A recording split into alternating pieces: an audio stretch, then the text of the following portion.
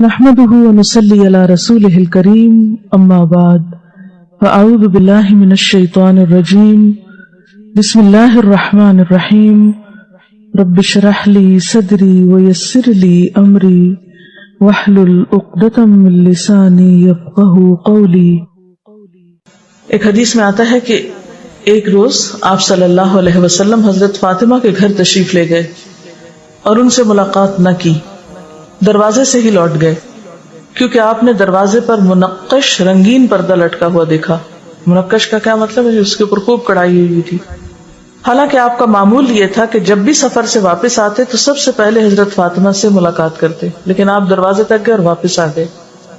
اس حدیث کے راوی عبداللہ بن عمر کہتے ہیں کہ جب حضرت علی رضی اللہ تعالیٰ عنہ گھر آئے اور فاطمہ کو غمگین اور پریشان دیکھا تو پریشانی کا سبب پوچھا۔ حضرت فاطمہ نے بتایا کہ آپ ہمارے یہاں آئے اور دروازے ہی سے لوٹ گئے، اندر نہیں آئے۔ یہ سن کر حضرت علی آپ کی خدمت میں حاضر ہوئے اور کہا کہ اے اللہ کے رسول صلی اللہ علیہ وسلم، فاطمہ کو اس بات کا بہت غم ہے کہ آپ ہمارے یہاں گئے اور فاطمہ سے نہیں ملے۔ تو آپ نے فرمایا، مجھے دنیا سے کیا دلچسپی، مجھے رنگین منقش پردوں سے کیا مطلب۔ حضرت علی حضرت فاطمہ کے پاس گئے اور آپ نے جو کچھ فرمایا تھا وہ حضرت فاطمہ کو بتا دیا۔ حضرت فاطمہ نے حضرت علی سے کہا کہ جائیے اللہ کے رسول صلی اللہ علیہ وسلم سے پوچھئے کہ وہ مجھے اس پردے کے بارے میں کیا حکم دیتے ہیں۔ تو آپ نے حضرت علی سے فرمایا کہ جاؤ فاطمہ سے کہو کہ اس پردے کو فلاں کے گھر بھیج دیں، یعنی پیغمبر کا گھر یا پیغمبر کی اولاد کا گھر ایسا نہیں ہونا چاہیے، کیونکہ آپ دنیا کے لیے ایک مثال بھی تھے۔ اگر آپ اور آپ کا گھرانہ ایسی چیزیں استعمال کرتا تو باقی سب لوگ اس سے کہیں آگے بڑھ جاتے۔ آپ صلی اللہ علیہ وسلم نے فرمایا، جو شخص کسی لباس کو شہرت حاصل کرنے کی غرض سے پہنے گا، یعنی لوگوں کو میں مشہور ہونے کے لیے، اللہ تعالیٰ اسے ذلت کا لباس پہنائے گا۔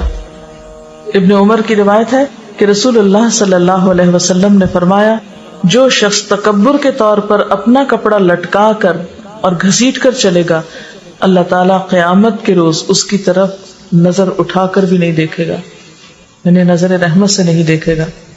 جیسے ٹریل وغیرہ ہوتی ہے نا کہ خود انسان کہیں جا رہا ہے اور کپڑا وہ پیچھے سے لٹکتا آ رہا ہے۔ حضرت عائشہ رضی اللہ تعالیٰ عنہا سے روایت ہے کہ ہمارے ہاں ایک پردہ ہوا کرتا تھا، اس پر ایک پرندے کی تصویر بنی ہوئی تھی۔